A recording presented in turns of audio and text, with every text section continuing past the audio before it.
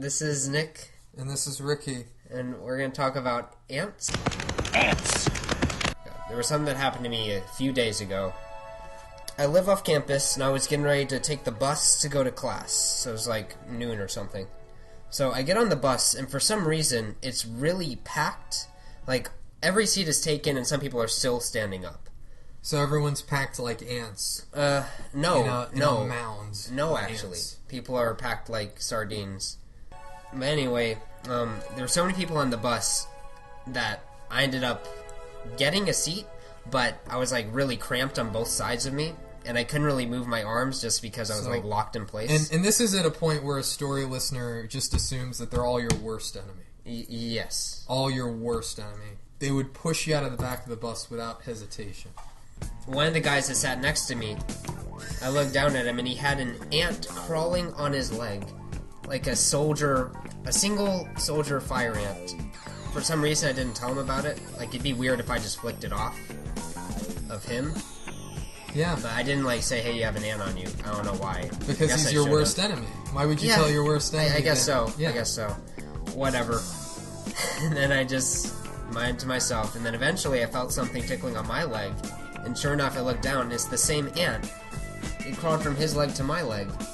He really is my worst enemy. Your worst enemy, yeah. This was all part of his plan. Worst enemies harboring worst enemy.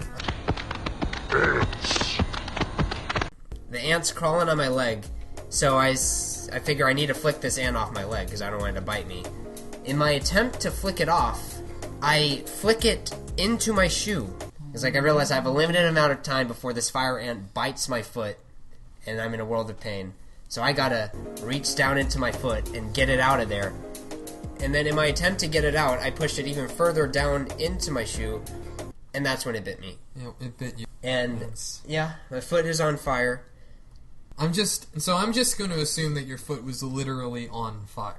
And so the bus driver, he was like looking back there, and he, saw ant-produced fire. It was like he saw smoke. And he could smell something. Smoke. He looked in his rearview mirror. He saw smoke. But then he saw the faces of his worst enemies because. So you mean he's on my side? Secretly, the bus driver was on your side. Oh, we can just assume. We can just assume. You want to know why?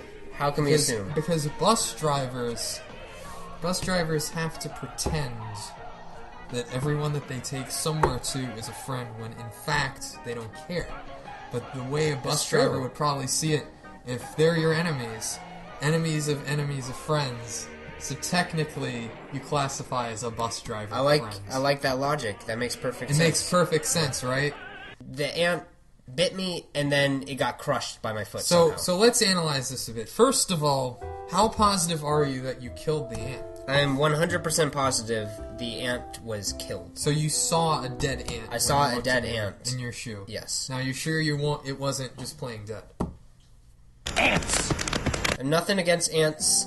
I just didn't want to get bitten by one, and I ended up killing it. I didn't try to. I tried to flick it away. Anticide. But I unintentionally destroyed this ant. Yeah.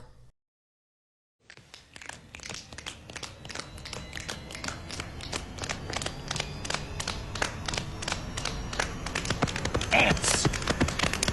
Ants! Ants!